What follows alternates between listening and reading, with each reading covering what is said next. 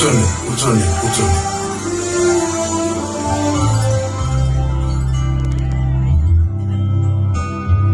అమ్మాయి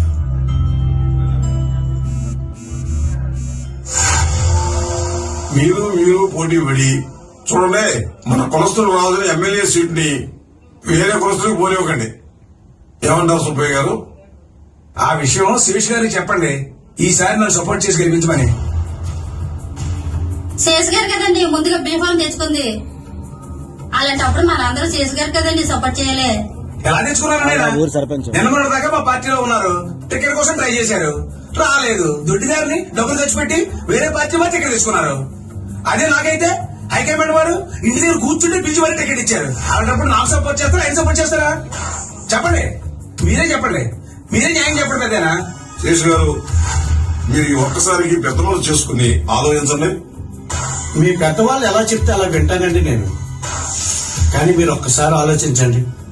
సుబ్బయ్య గారి కంటే ఎక్కువ ఓట్లు నాకే వచ్చే అవకాశాలు ఉన్నాయి. ఎందుకంటే ఇక్కడ ఎంపీ సీటు నీలం కులం వారికి ఇచ్చారు.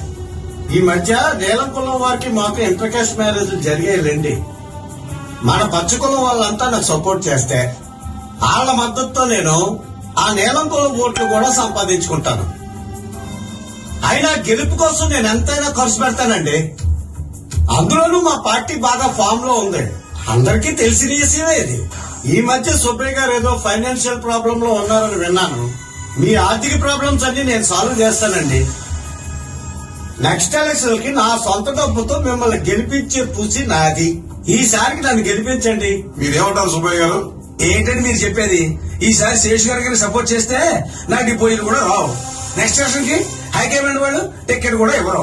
దీంతో నా భవిష్యత్తు, నా కొడుకు రాజకీయ భవిష్యత్తు మట్టి కొట్టుకుపోతుంది. వారైతే డబ్బులు ఖర్చు పెట్టి ఏ పార్టీలో టికెట్ తెచ్చుకోగలరు. నాకంత సొంత లేదే. ఇప్పటికే ఎలక్షన్స్ కి బోర్డు డబ్బులు ఖర్చు పెట్టున్నాను, ఆర్థిక చిరిగిపోయానండి.